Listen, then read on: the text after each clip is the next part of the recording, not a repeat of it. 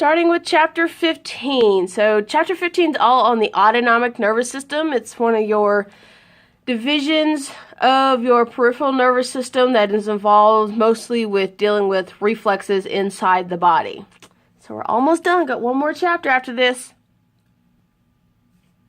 So inside your body, on the exterior surface, your receptors will receive the stimulus. So dealing with our reflex, that stimulus information goes on afferent sensory neurons into the brainstem or spinal cord, which is our integrating center.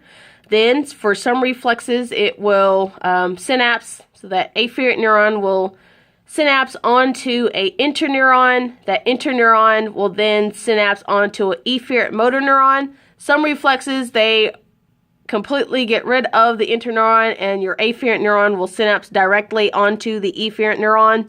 Either way, very quick type of feedback loop where you have a stimulus, information is sent to our brainstem or spinal cord, so taking out the middleman of the brain, sending that information to your motor neuron to tell a particular muscle to contract, so some kind of effector that's going to cause a change due to the stimulus of something that was received by the receptor.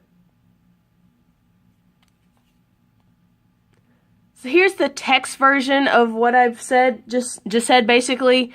So with your visceral reflexes, it's a response to some kind of stimulation that is carried out by the effector.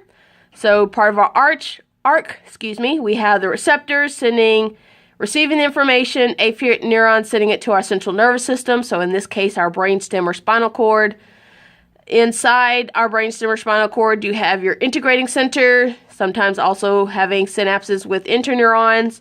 Then your efferent neurons will carry the motor signal away from the central nervous system to an effector that's going to carry out the response. So your autonomic nervous system is considered part of the efferent pathway, so the nerve signaling from your central nervous system to cause a change in the effector. For your different divisions of the autonomic nervous system, there's two of them. So going back to this chart from an earlier chapter, dividing our nervous system into different parts. So we have our central nervous system that is divided into the brain and spinal cord, our peripheral nervous system, which has a sensory and motor division. So focusing on the motor division, we have our visceral motor division, so somatic on this side. So focusing on the visceral motor division, so that's your more internal structures, particularly focusing on your organs. So in that division is our sympathetic and parasympathetic divisions of our autonomic nervous system. So this is what we're going to be talking about for this chapter. So with our two divisions, some of the effects of our two divisions either help each other out, so they have cooperative effects, or they're going to have complete opposite effects, and that's because of what these two divisions do. So your sympathetic nervous system helps to prepare the body for some kind of physical activity. So in relating to either getting the body able to do exercise, in the case of some kind of trauma, if there's, for example, a situation where, like a fight type of situation where you're kind of have high emotions, needing ready to be active in that situation. So main effects of your sympathetic division is to increase the heart rate, so that increases the amount of nutrients to, for example, moving the blood flow towards your skeletal muscle region so that they're able to move for that activity.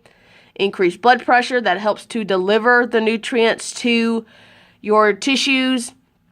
Increase in airflow, so increased breathing, more oxygen coming in, therefore able to send that oxygen to your cells so they're able to make ATP, so power you up for some kind of activity. Increasing your blood glucose levels, so increasing the level of energy molecule that's going to be broken down and made into ATP.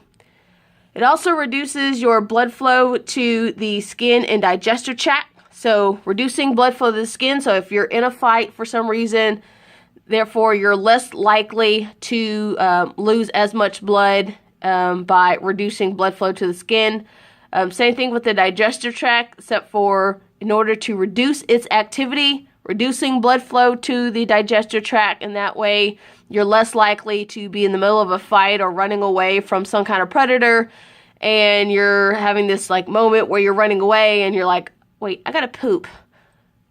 By reducing the activity in those areas, you're less focused on those kind of activity and more focused on the actions of your muscles in order to do something. So the nickname for the sympathetic division is your fight or flight division. So again, either to fight, do some kind of action, or flight as in run away.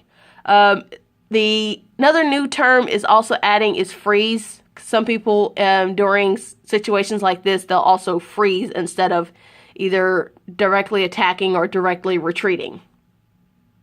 The other division is your parasympathetic division. So its job is to cause the body to relax. So by reducing energy expenditure, so less energy being used up, helps to assist in bodily maintenance. So going through your digestion and waste elimination, so sending blood flow to your digestive tract in order for it to help with its activity, so keep it going.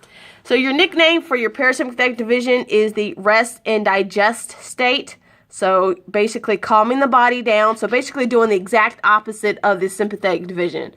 So decreasing the heart rate, decreasing blood pressure, decreasing airflow, storing up your blood glucose, so storing it into glycogen, helping break down your foods, helping with waste elimination, so sending it to digestive tract for feces, or also towards your kidneys for making of urine. The contrasting effects of both your sympathetic and parasympathetic nervous system leads to what's called autonomic tone. So it's a balance between the two systems. So depending on what your body needs, one system is going to be more active than the other in a situation. So for example, in your parasympathetic tone, so again, our rest and digest, helps to maintain smooth muscles in the smooth muscle tone in the intestines. So making sure that they have a little bit of tension in them. So as your reflexes are working in order to continue pushing your food through your digestive system, that it has that tension in order to cause that contraction and continue to push the food through. It also holds our resting heart rate down to about 70 to 80 beats per minute. So helps us to maintain that level of blood pressure as well as blood flow. So without the parasympathetic nervous system kicking in, the heart rate would automatically increase. So that's due to a shift toward the sympathetic nervous system. So again, our fight or flight system, it helps to keep the blood vessels partially constricted, so therefore maintaining blood pressure. So smaller blood vessels, more space of the blood vessel is getting pushed against by the liquid inside, so the blood inside. So less cramped up, more space in your blood vessels, therefore increasing the pressure that is pushed against those blood vessel walls. So with your different divisions, again, having quite different effects. Sympathetic division helps to excite the heart, but inhibits digestive and urinary functions, while the parasympathetic nervous system has the opposite effect. So helps to decrease the activity of the heart, so helping to maintain our resting heart rate, as well as increasing the digestive and urinary functions. So although your autonomic nervous system is part of your visceral motor output, it has components in both your central and peripheral nervous system. So your neurosomas in the spinal cord or in the brain stem, so spinal cord down here, those neurosomas are located there. And then to exit out of your central nervous system through those axons to those nerves exiting out of your vertebrae.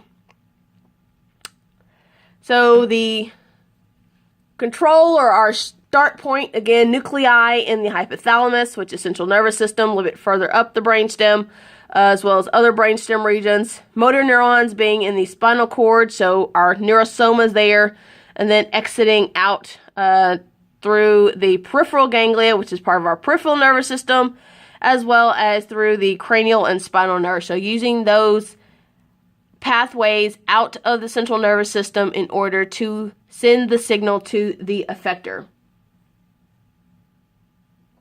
So different output pathways depending on what system you're looking at. So with our first one, the one up top, the somatic motor neuron, so our neurosoma located in the brainstem region itself, then sends an axon through a spinal nerve, exiting out the front part of our spine. Then it's myelinated all the way to its target, so very fast signal to innervate the target. So releasing acetylcholine in order to cause that muscle to contract. For the sympathetic nervous system, it's innervation, so still having the neurosoma in your spinal cord exiting out through a spinal nerve. And then for your sympathetic nervous system, there's ganglia, so those little swelling in nerves where you have a bunch of synaptic connections, a bunch of neurosomas that are located there. So you have a short preganglionic fiber because those sympathetic nervous system ganglions are located right along close near your vertebrae, so very short preganglionic fiber. Then there's a synapse, and then you have a much longer unmyelinated, so slower pathway to get to the target. So in this case, the postganglionic fiber, unmyelinated, it's a little bit slower, but also going the longer distance from near the vertebrae to the target organ. For your parasympathetic division, you again start off in your spinal cord, but then you'll have a very quick, much longer preganglionic fiber. So the first neuron in that pathway is myelinated almost very close or synapsing onto ganglion that are either on the target organ or very, very close to it.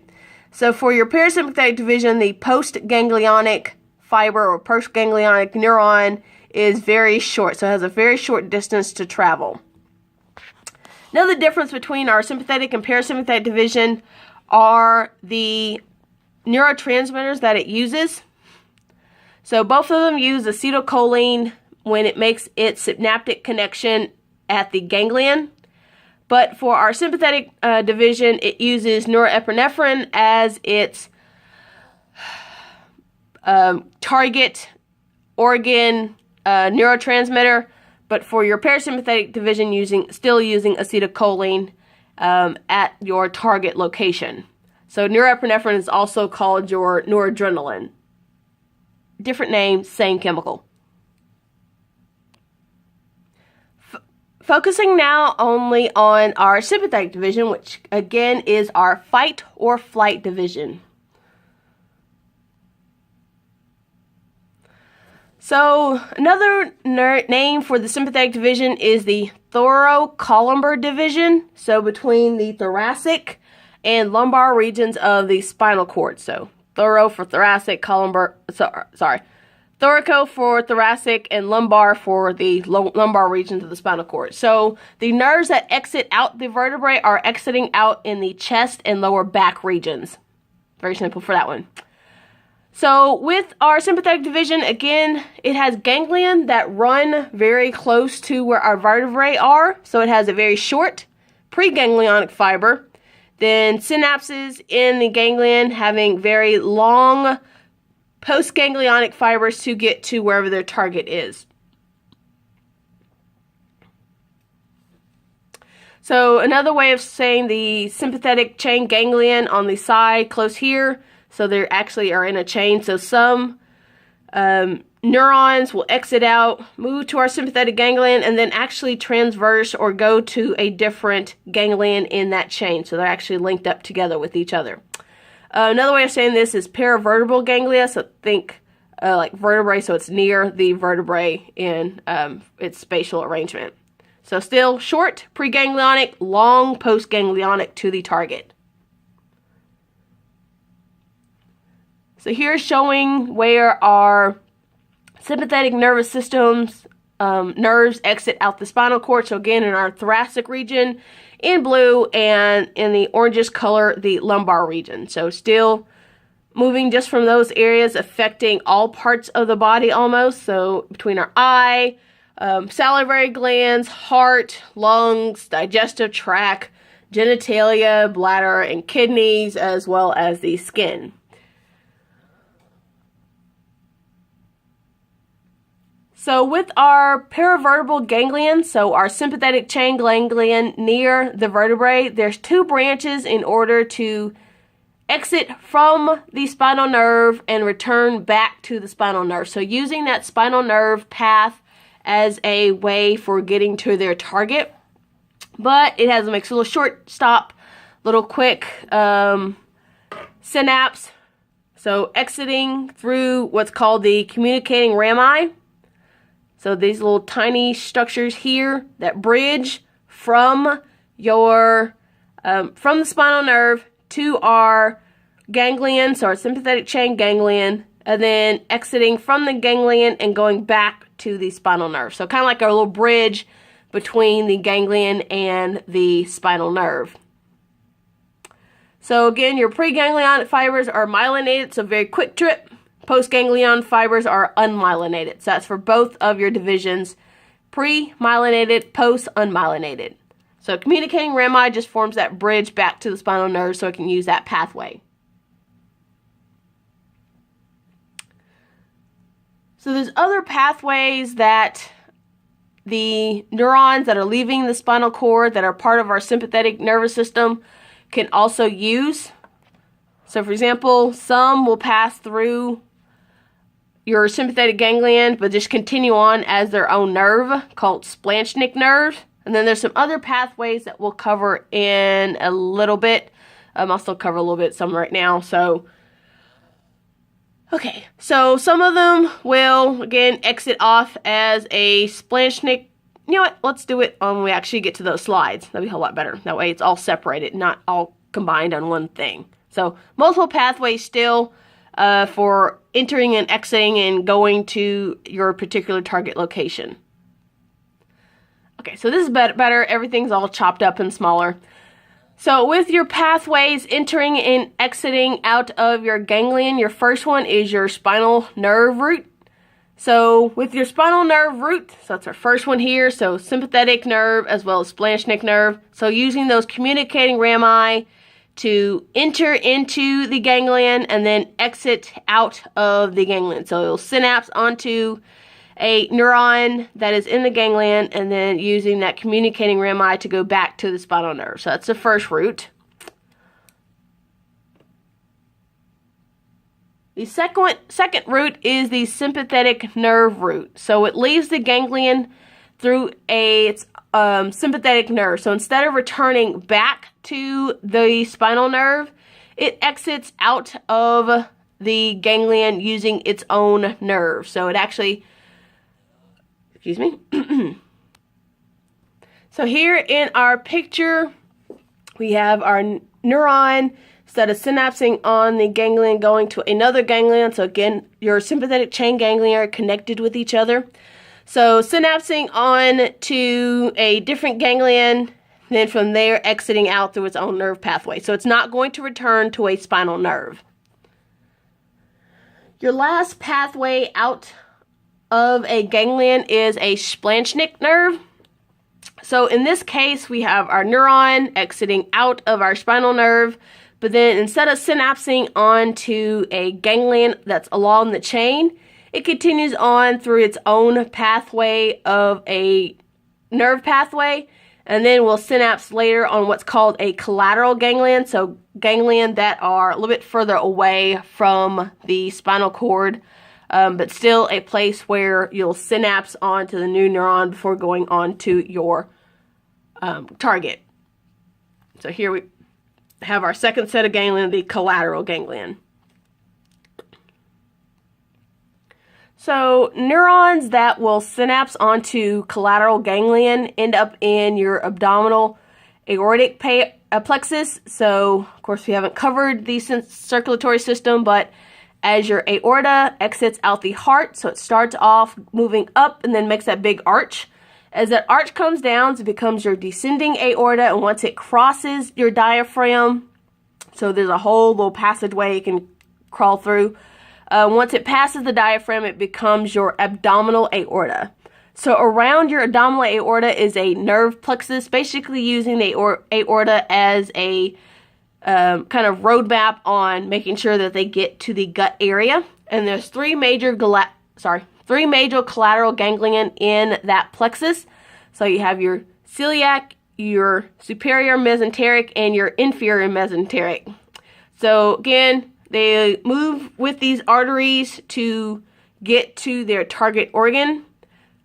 Two of these are actually collectively named because they're kind of similar in the structure. We'll see the picture in the next slide. But the celiac and superior mesenteric are part of your solar plexus nerve ganglion. It's given its name because the nerves kind of radiate from that ganglion like rays on a sun. Again, I'll show you the picture in a second. It's also the S in Sing for miscongeniality. So the movie. So here we have our celiac ganglion. So up top here is part also the superior mesenteric. So the ganglion there kind of radiate out like rays on the sun. Kind of have to use your imagination, but that's what they saw. So the reason why that area was targeted, of course, you have your kidneys right here. So hitting someone there, very sensitive area. Of course, when you're aiming for something that's in the back of the person, because we're kind of more posterior in the body cavity. Again, very deep punch. So target area for self-defense.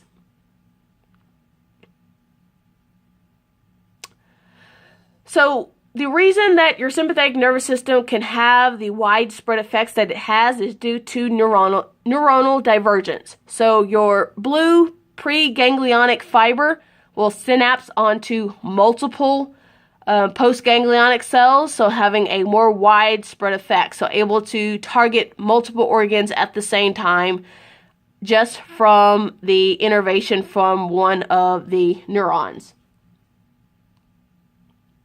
One of the players for helping the sympathetic nervous system have the effect that it does is due to the neurotransmitters that are released from the adrenal glands. So your adrenal glands are located above or superior to your kidneys. So here in the pink, kidneys being here and here.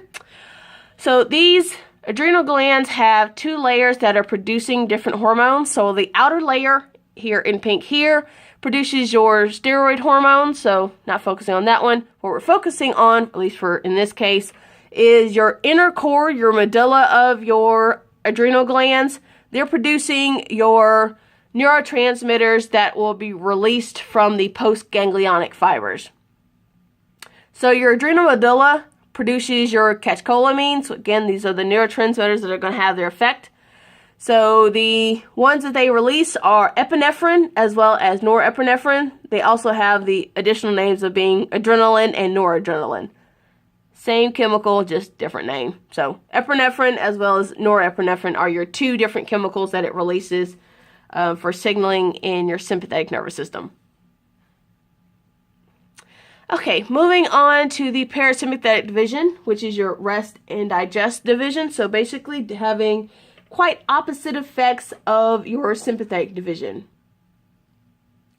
Your parasympathetic division is called your craniosacral division. So the nerves that extend from it are from your sacral region as well as your brain regions of the spinal cord. So kind of like above and below where your sympathetic nervous system nerves exit out of the spinal cord. With your parasympathetic division, your nerve length is different. So your preganglionic neurons are very long because your ganglia that they synapse on are either very close to the target organ or actually on the target organ itself.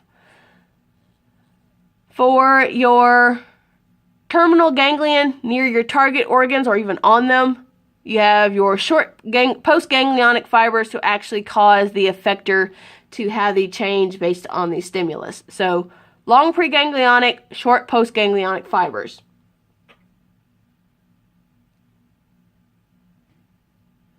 So here's a picture to go along with it. So from our brain, so brainstem region, having nerves exiting out there, having long preganglionic fibers, short postganglionic fibers due to the ganglia being closer to the target.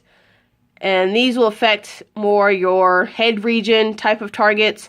This one using the vagus nerve to target most of your big internal organ targets. And then in your sacral region at the very bottom, we have the nerves that exit out to affect your bladder and your genitalia.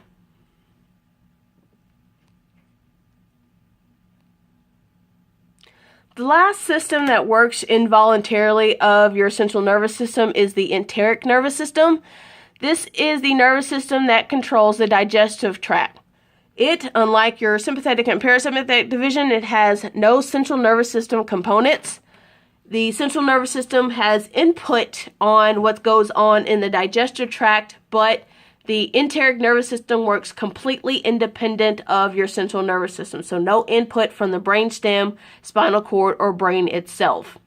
It has its own reflex arcs, so in order to regulate, for example, motility in your digestive tract, so moving food down your esophagus, down your stomach, through your intestines, as well as telling your different digestive glands that make your enzymes, as well as the acid to break down your food, telling it to secrete its product because food is on the way or food is already there and needs to be broken down. Your normal digestive function, again, is regulated by your sympathetic and parasympathetic division. So sympathetic are fight or flight division, so reducing the digestive function. Parasympathetic are rest and digest. There goes digest. Is for increasing the digestive system activity.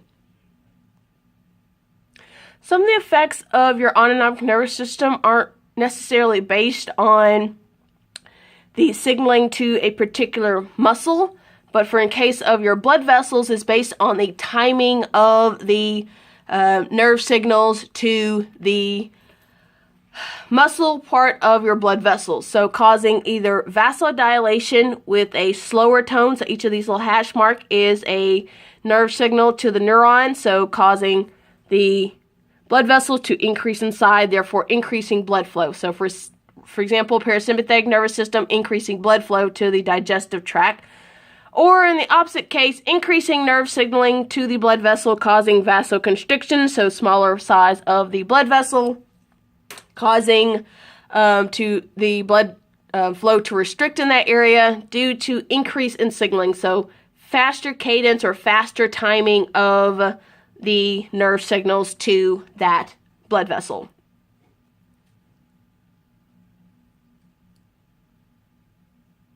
Another difference between your sympathetic and parasympathetic nervous systems is based on how long they have their effect. So with your postganglionic fibers, they release different neurotransmitters, and those different neurotransmitters have effects that are based on, their length of effect is based on how they're cleared from that synapse. So for your sympathetic nervous system, they release norepinephrine. Norepinephrine tends to stick around. It's reabsorbed into the nerves. It diffuses to the adjacent tissue, so it can have an effect there. It also passes into the bloodstream, so kind of working like a hormone, and travels throughout the body and continues to have an effect throughout the body. For your parasympathetic nervous system, so rest and digest, the parasympathetic nervous system neurons release acetylcholine. So acetylcholine is quickly broken down by the acetylcholine esterase enzyme at the synapse, so it's going to have a shorter effect than your sympathetic nervous system. So earlier I mentioned the effects of the nervous systems based on the firing frequency of onto a blood vessel. So one thing that your sympathetic nervous system does is help with your vasomotor tone, so it keeps that vessel with a certain amount of blood pressure in it, so a partial constriction. Again, basing on the level of firing frequency to either constrict or dilate that blood vessel, therefore shifting blood flow to wherever it's needed. So in cases of prepping for action, sending the blood to your skeletal muscle and heart, so vasodilation, vasoconstriction, minimizing blood to the skin just in case there's injury and therefore less blood loss. So that's the end for chapter 15.